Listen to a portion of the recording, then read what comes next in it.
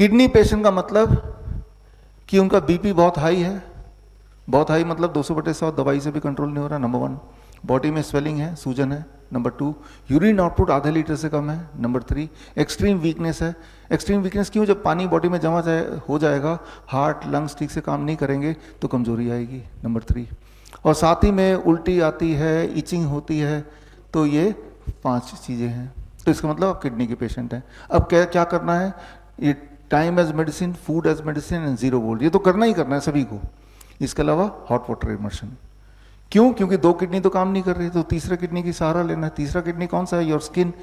जब आप गर्म पानी में बैठते हैं 40 डिग्री सेल्सियस और पानी का प्रेशर दबाव पड़ता है बॉडी के ऊपर, तो आपकी स्किन किडनी के रूप में काम करने लगती है। तो ऐसा करने से क्या एक्सपेक्ट करेंगे आप? जब आप हॉट वाटर इमर्शन करेंगे, कहाँ तक पानी में डूबा होना चाहिए? मान लो नाभि के 1 इंच ऊपर तक, और 1 घंटा बैठिए। लेकिन कुछ लोगों के सवाल है, अभी मैं लूँगा, कि जब हम बैठते हैं तो नोजिया फील होता है, वीकनेस फील होती है, चक्कर आने लगते हैं। ये सारे आपके कुछ लोगों के एक्सपीरियंसेस हैं, है ना?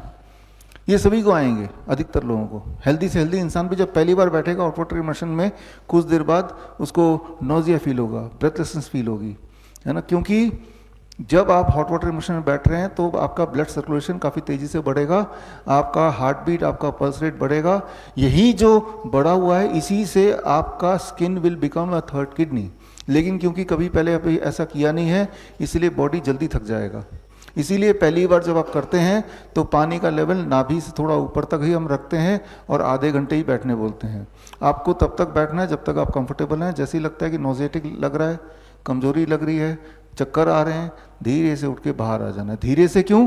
क्योंकि जब पानी के अंदर है तो आपका ब्लड प्रेशर कम हो जाएगा, ब्लड प्रेशर कम हो जाएगा। तो जब पानी से बाहर आएंगे तो उसके लिए ऐसे बैठे हैं, उठना पड़ेगा ना। जैसे ही उठते हैं हम तो हमारे बॉडी का प्रेशर डिफरेंस चेंज हो जाता है। It is called postural hypotension. ऐसे बैठे हैं, अलग प्रेशर है। खड़े होने के बाद हार्ट को जोर लगाना पड़ेगा ब्लड को और ऊपर तक भेजने के लिए। हार्ट तो अभी यहाँ था, यहाँ आ गया। ये जो डिफरेंस है, तो इसमें हो सकता है कि लड़खड़ा जाएं, आप गिर जाएं। तो सोच समझ के धीरे धीरे पकड़ के फिर बैठ के निकल के सहारे से बाहर जाके बैठ जाओ 2-4 मिनट। अब आपकी बॉडी की रिदम बाहर के हिसाब से हो गई, आउटसाइड एनवायरनमेंट, पानी के इनसाइड एनवायरनमेंट से आउटसाइड एनवायरनमेंट। अगले दिन जब आप करेंगे तो आप देखेंगे कि आधे घंटे की जगह 40 मिनट तक आप सस्टेन कर पा रहे हैं। उसके अगले दिन देखेंगे कि और ज़्यादा सस्टेन कर पा रहे हैं। तो इस तरह से धीरे धीरे आपकी कैपेसिटी बढ़ेगी। जैसे जब आप जिम में नए नए जाते हैं तो पहले दिन आप उतना कुछ नहीं कर पाते, लेकिन जब रोज़ करते हैं तो धीरे धीरे स्टेमिना बढ़ती रहती है, हर दिन बढ़ती है ना। तो आपको क्या करना है? आपके सवाल का जवाब है हॉट वाटर इमर्शन। 1 महीने से लेकर 3 महीना लग सकता है, लेकिन एटलीस्ट डायलिसिस जो लोग कराते हैं, डायलिसिस छूट जाती है उनकी, दवाइयाँ छूट जाती हैं, बीपी नॉर्मल होने लगता है, नॉर्मल हो जाता है, स्वेलिंग गायब हो जाती है, यूरिन आउटपुट बढ़ जाता है ना। और ये तीनों चीज़ होने का मतलब वीकनेस भी चली जाएगी, इचिंग चली जाएगी, वॉमिटिंग चली जाएगी। इचिंग क्यों होती है? जो चीज़ें पेशाब के रास्ते जाना चाहिए वो तो जा नहीं पा रहा है, तो स्किन के रास्ते बाहर निकलती है। तो ज़्यादा निकलेगा टॉक्सिक स्किन के रास्ते, तो स्किन में इचिंग होगी फिर, है ना। तो किडनी के पेशेंट को अलग से क्या करना है?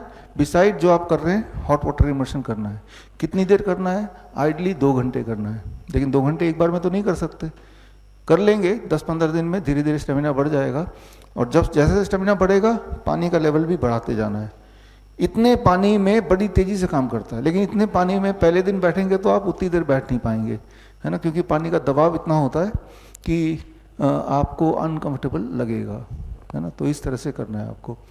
बड़ी से बड़ी बीमारी का आसान से आसान इलाज घर बैठे ही हो सकता है। अधिक जानकारी के लिए कांटेक्ट करें nearest doctor BRC clinic @ home.